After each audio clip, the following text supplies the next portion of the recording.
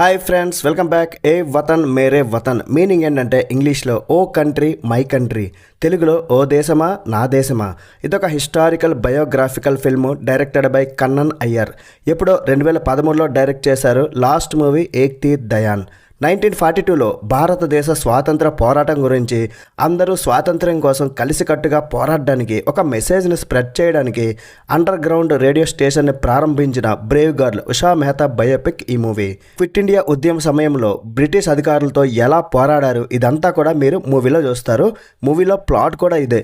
మరి మూవీ చూశాక నాకైతే ఉషా మెహతా గురించి తెలుసుకోవాలనుకుంటే, ఒక ఇండియన్ ఫ్రీడమ్ ఫైటర్ గురించి తెలుసుకోవాలనుకుంటే మాత్రమే చూడాలి.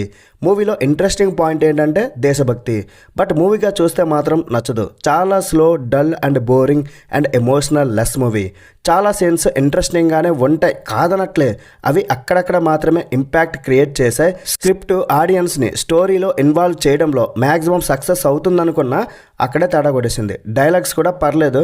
బట్ ఈ స్టోరీని, మూవీని కానీ, ఫ్రీడమ్ ఫైటర్ గురించి కానీ ఎవరిని కానీ తక్కువ చేసి నేను మాట్లాడట్లేదు, ఎవరు కూడా మాట్లాడకూడదు.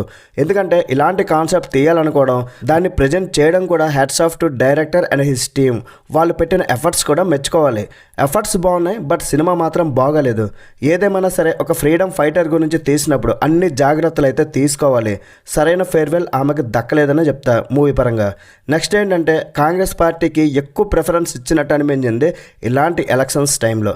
ఆవిడ పర్సనల్ లైఫ్ని తక్కువ చూపించారు. సబ్ప్లాట్స్ అయితే ఎక్కువయ్యాయి. మహాత్మా గాంధీ, భగత్ సింగ్, 1857 తిరుగుబాటు, దేశ విభజన, ఇలాంటి సినిమాలు ఎన్నో వచ్చాయి. బట్ ఇది కాంగ్రెస్ రేడియోలో ఫస్ట్ మూవీ. రేడియో స్టేషన్ ఎక్కడ నిర్వహించబడుతుందో తెలుసుకోవడానికి బ్రిటిష్ వారు తమ వంతు ప్రయత్నం చేయడం చాలా ఇంట్రెస్టింగ్గానే ఉంది. కాకపోతే ఆ సీన్స్ చూపించే విధానమే బాగోలేదు. టెక్నికల్గా మూవీ చాలా యావరేజ్గా ఉంది. VFX work, production design, BGM ఇవన్నీ కూడా యావరేజ్గా ఉన్నాయి. బడ్జెట్ ఎంతవరకే పెట్టాలని నిర్ణయించుకున్నారేమో మరి. ఉషా మెహతా క్యారెక్టర్లో సరా అలీ ఖాన్ ఉన్నంతలో మ్యాక్సిమం పర్ఫార్మెన్స్ అయితే ఇచ్చింది. Rest of okay. ఫైనల్గా ఈ మూవీ ఫ్రీడమ్ ఫైటర్ గురించి తెలుసుకోవాలనుకుంటే, ఇలాంటి దేశభక్తి సినిమాలు ఇష్టపడితే ఒకసారి అయితే ట్రై చేయొచ్చు. బట్ సినిమాగా చూస్తే మాత్రం నచ్చకపోవచ్చు. మరి ఈ మూవీకి నేను ఇచ్చే రేటింగ్ ఏంటంటే 2.5 out of 5. That's it guys. ఇలాంటి మరి న్యూ డేస్ కోసం మన ఛానల్ని సబ్స్క్రైబ్ చేసుకొని నెక్స్ట్ వీడియోలో మళ్ళీ కలుద్దాం. లైక్ చేయడం, కామెంట్ చేయడం, షేర్ చేయడం అస్సలు మర్చిపోకండి. Bye bye. జై హింద్.